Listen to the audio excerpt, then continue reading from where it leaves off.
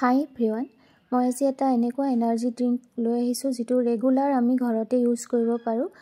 বজাৰৰ protein powder বা recommended protein পাউডাৰবিলাক আমি ব্যৱহাৰ নকৰাকৈ এনেকৈ ঘৰতে এটা হেল্ডি ড্ৰিংকছ তৈয়াৰ কৰি ল'ব পাৰোঁ। ল'ৰা ছোৱালীৰ পৰা একেবাৰে ডাঙৰলৈকে ইউজ কৰিব পাৰোঁ। আহকচোন ভিডিঅ'টোৰ মাজলৈ যাওঁ। আৰু এয়া লৈ লৈছোঁ কালা চানা মানে বুট মাহ। আচলতে এই বুট মাহৰ ব্যৱহাৰটো কথা যদি কওঁ, ইমান বেছি উপকাৰী বুট মাহ আমাৰ বডিৰ কাৰণে, ইমান বেছি দৰকাৰী, মানে এটা ইনক্ৰেডিবল ভিটামিন চ'ৰ্চ হয় বুট মাহ।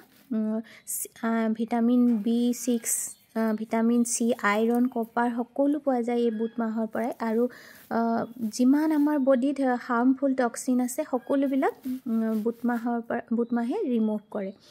আৰু ইমান এটা উপকাৰী বস্তু আমাৰ বজাৰবিলাকত আমি হয়তো প্ৰায়ে দেখোঁ, নহয়নে? অৱশ্যে ইয়াৰ বাকলিখিনি গুচোৱাৰ পদ্ধতিটো মই আপোনালোকক দেখুৱালোঁ। কেনেকৈ কিচেন টাৱেলখনে ঘঁহি মই এইখিনি দেখিছে বাকলিখিনি গুচাই ল'লোঁ। আৰু ইয়াতে আৰু এটা মেজিক ইনগ্ৰেডিয়েণ্ট ইউজ কৰিম, সেইটো হ'ল কল।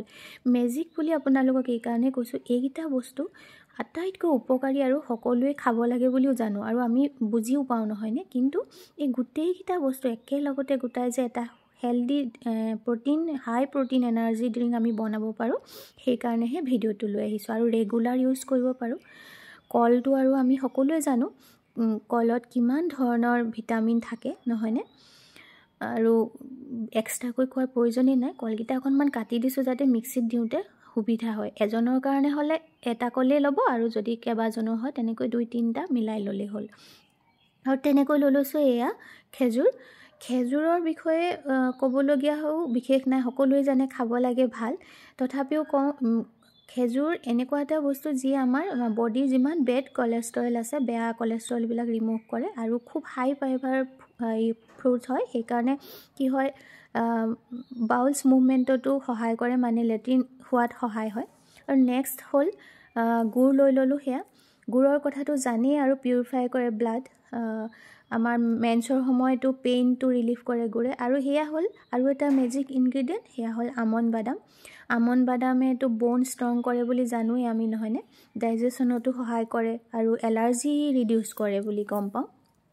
আৰু লৈ লৈছোঁ এয়া একেবাৰে ইম্পৰ্টেণ্ট ইনগ্ৰেডিয়েণ্ট হ'ল এই ড্ৰিংকছটো, গাখীৰ, মিল্ক।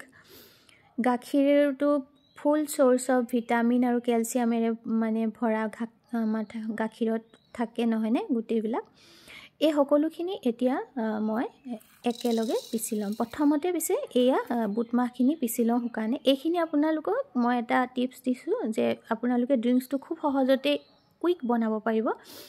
সেইকাৰণে এনেকৈ পিচি লৈ টেমাত ভৰাই থ'ব এসপ্তাহৰ কাৰণে। তেনেকৈ আমণ্ড বাদামখিনি অকণমান ৰোষ্ট কৰি পিচি লৈ ভৰাই থ'ব পাৰে।